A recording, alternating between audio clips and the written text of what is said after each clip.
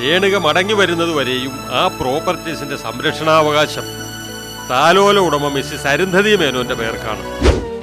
ചിലപ്പോ ടീച്ചറുടെ മിസ്സിങ്ങിനെ കുറിച്ച് എന്തെങ്കിലും സൂചന കിട്ടാൻ ഇത് ഉപകരിച്ചേക്കാം.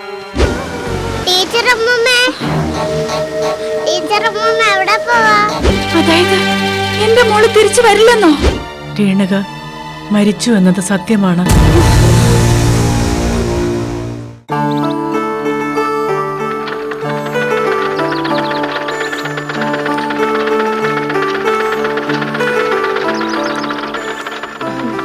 എന്താ താഘരെ, അനന്തു ഇനി ആഹാരം കഴിച്ചില്ലേ?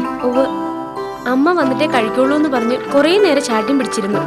ഒടുവിൽ മീനാക്ഷി പിണങ്ങൂന്ന് വന്നപ്പോഴാ ഒന്ന് കഴിച്ചത്. മീനാക്ഷി ഇപ്പോഴും കരച്ചില് തന്നെയാ. രാത്രി മുഴുവൻ ഒരു പോള കണ്ണടച്ചിട്ടില്ല. ടീച്ചറമ്മയുടെ കാര്യം പറഞ്ഞ് എന്നെ ഉറക്കിയിട്ടില്ല. ആ മാഡം, ഒരാൾ മാഡത്തെ കാണാൻ പുറത്തു വന്ന് നിപ്പുണ്ട്. ആര്? വക്കീലാണെന്നാ പറഞ്ഞത്. വക്കീല്? എന്തോ അത്യാവശ്യ കാര്യം പറയാനുണ്ടെന്നാ പറഞ്ഞത്. ആ, ഓഫീസിലേക്ക് കയറിയിരിക്കാൻ പറ, ഞാൻ ഇപ്പൊ വരാം. ശരി മാഡം.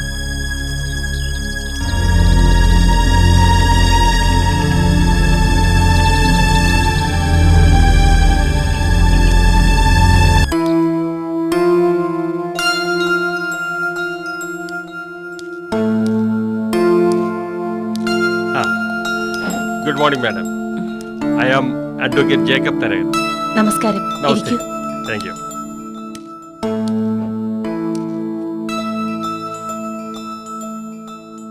ഞാൻ വന്നത് മിസ്സിസ് നിർമ്മല പരമേശ്വരന്റെ അഡ്വക്കേറ്റ് എന്ന നിലയ്ക്കാണ്. നിർമ്മല പരമേശ്വരൻ? അതെ, അതായത് കാവിൽ താഴത്തു വീട്ടിൽ മരിച്ചുപോയ ശ്രീ KP പരമേശ്വരന്റെ ഭാര്യ നിർമ്മല പരമേശ്വരൻ എന്ന നിർമ്മല ടീച്ചർ. ഓ, നിർമ്മല ടീച്ചർ. യെസ്. ആ ടീച്ചറെ ഏൽപ്പിച്ച ഒരു ദൗത്യവുമായിട്ടാണ് ഞാൻ ഇപ്പോൾ വന്നിരിക്കുന്നത്.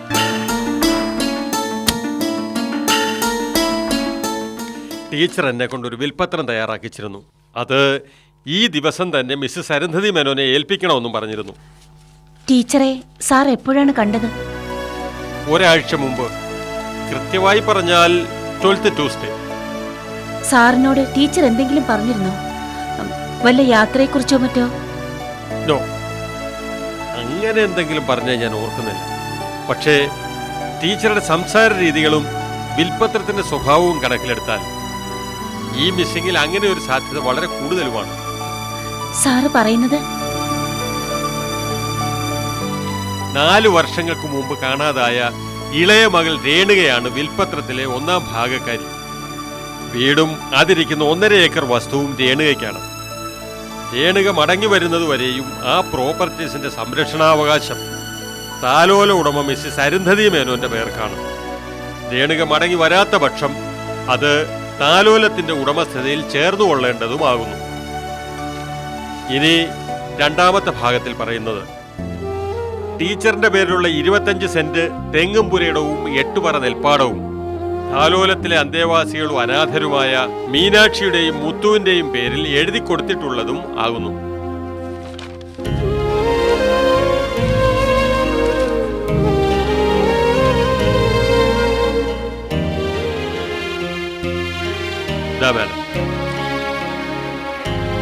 ഇതൊരു കത്താണെന്ന് തോന്നുന്നു. എന്താണ് മാറ്റർ എന്നറിയില്ല.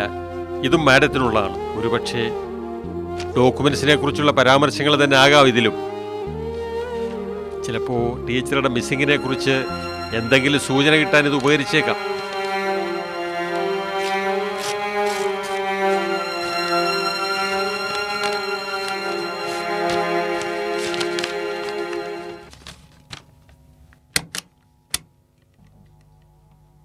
സ്നേഹനിധിയും കാരുണ്യവതിയുമായ പ്രിയപ്പെട്ട അരുന്ധതി മാഡത്തിന്, എൻ്റെ കാത്തിരിപ്പിന് ഇനിയും അർത്ഥമുണ്ടെന്ന് തോന്നുന്നില്ല. ഒരവശകനം പോലെ ആ വീട്ടിൽ ഒറ്റപ്പെട്ട് കഴിയാനും ഞാൻ ആഗ്രഹിക്കുന്നില്ല. എൻ്റെ രേണുകമോൾ എന്നെങ്കിലും അവളുടെ കുഞ്ഞുമായി ആ പടികൾ കടന്നു കയറി വരുമെന്ന് ഞാൻ വ്യാമോഹിച്ചു. പക്ഷേ ആ കാത്തിരിപ്പ് എന്നെ തളർത്തുന്നു മാഡം.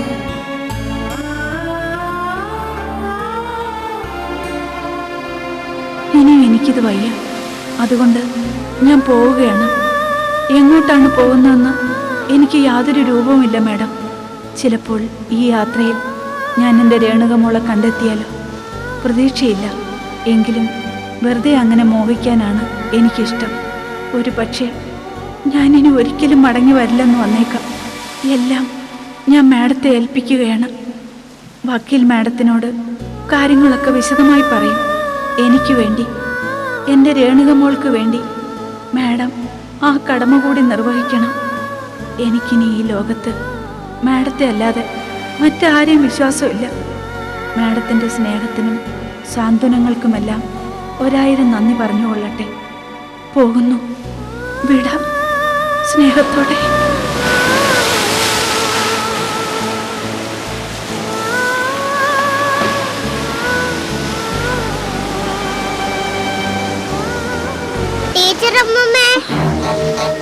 ടീച്ചറമ്മ എവിടെ പോവാ?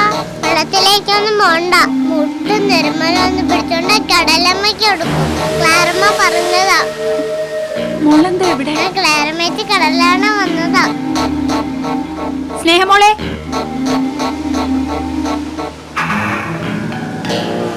വാ ടീച്ചറമ്മ വാ.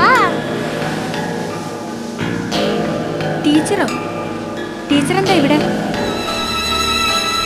അമ്മേ, ഞാൻ നോക്കിയപ്പോ ഈ ടീച്ചറമ്മ കടലിലേക്ക് പോവാ. സ്നേഹമുള്ള പിടിച്ചു നിർത്തിയേ. എന്താ ടീച്ചർ?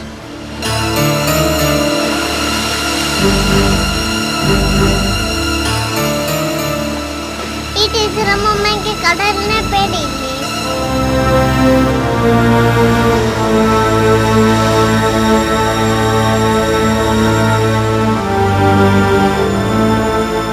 ഈ അമ്മൂമ്മ എന്തോന്നും ടീച്ചറമ്മ പോട്ടെ. ടീച്ചറമ്മ എവിടേക്കാ? പിന്നെയും കടലിലേക്കാണോ?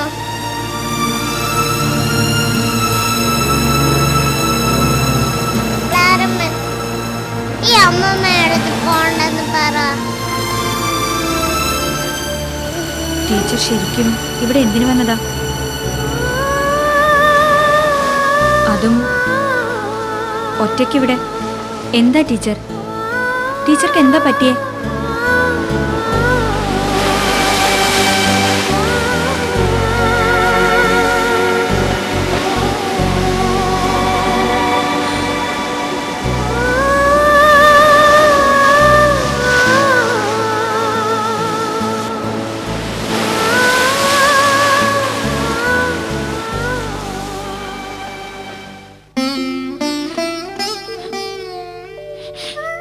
എൻ്റെ മോള്, അവളൊരു പാവമായിരുന്നു. ഒരു ഉറുമ്പിനെ പോലും നോവിച്ചിട്ടില്ലാത്ത ഒരു പൊട്ടിപ്പെണ്ണ്. എന്നിട്ടും എൻ്റെ കുഞ്ഞിനെ ഗതി വന്നല്ലോ.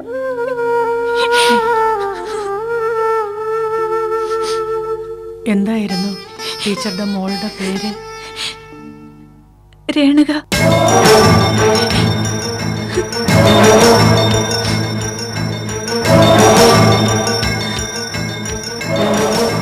രേണുക. ടീച്ചർ, രേണുകയെ കാണാതായിട്ട് ഏകദേശം എത്ര നാളായിട്ടുണ്ടാവും? 4 വർഷം.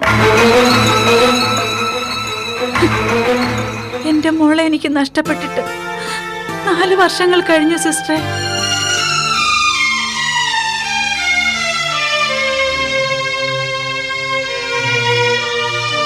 ഞാൻ ഈ തീ തിന്നാൻ തുടങ്ങിയിട്ട് 4 വർഷമായി. ഞാൻ എൻ്റെ പൊന്നുമോളെ കാത്തിരിക്കാൻ തുടങ്ങിയിട്ട് 4 വർഷമായി.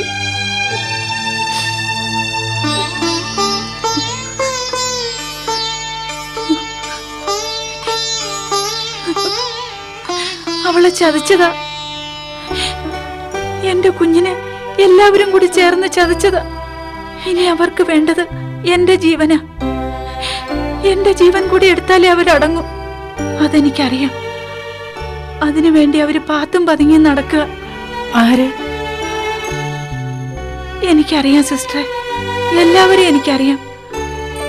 എന്റെ മോൾക്കും കുഞ്ഞിനും വേണ്ടി ഞാൻ കാത്തു സൂക്ഷിച്ചു വച്ചിരിക്കുന്ന സ്വത്തുക്കളില്ല ഇനി അവരുടെ നോട്ടമെന്ന് എനിക്ക് നല്ലോണം അറിയാം. പക്ഷേ അവർക്കത് കിട്ടില്ല. അവർക്കത് ഒരിക്കലും കിട്ടാൻ പോകുന്നില്ല.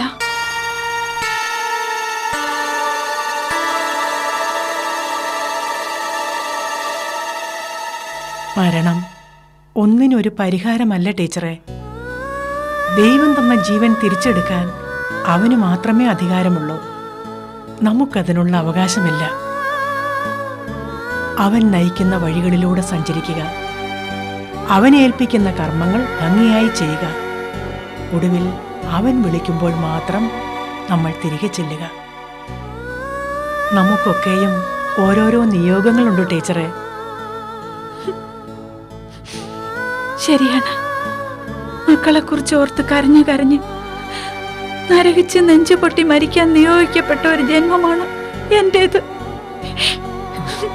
അല്ല ടീച്ചറെ, ടീച്ചറുടെ കർമ്മങ്ങളും നിയോഗങ്ങളും ഒന്നും പൂർത്തിയായിട്ടില്ല. അതുകൊണ്ടാണല്ലോ മരണത്തിന്റെ വക്കിൽ നിന്നും ദൈവത്തിന്റെ കരങ്ങൾ പോലെ സ്നേഹമോൾ വന്ന് ടീച്ചറെ തിരികെ വിളിച്ചത്.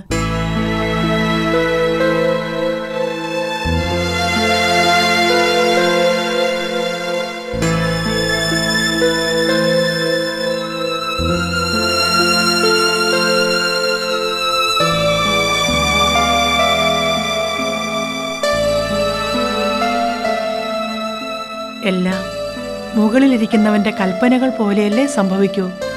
അവന്റെ തീരുമാനങ്ങളാണ് എന്നും ശരി. നമ്മൾ അതനുസരിക്കുക മാത്രം. പ്രതീക്ഷകൾ കൈവെടിയരുത്.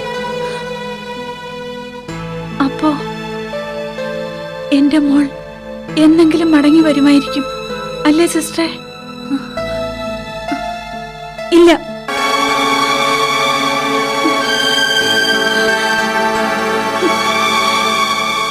എന്താ എന്താ പറഞ്ഞത്? നീ എന്താ മോളെ പറഞ്ഞത്? ഇല്ലെന്നോ? അതായത് എന്റെ മോള് തിരിച്ചു വരില്ലെന്നോ? അതെ, ടീച്ചർക്ക് വിഷമം ഉണ്ടാവുമെന്നറിയാം. എങ്കിലും പറയാതിരിക്കാൻ വയ്യ. രേണുക ഇനി ഒരിക്കലും തിരിച്ചു വരില്ല. അത് നിനക്കെങ്ങനെ അറിയാം?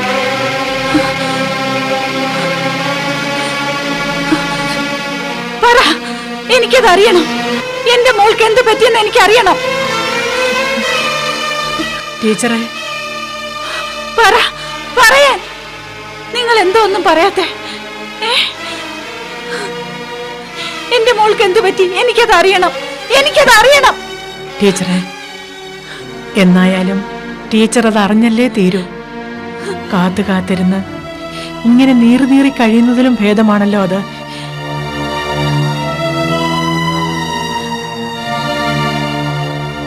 രേണുക മരിച്ചു എന്നത് സത്യമാണ്.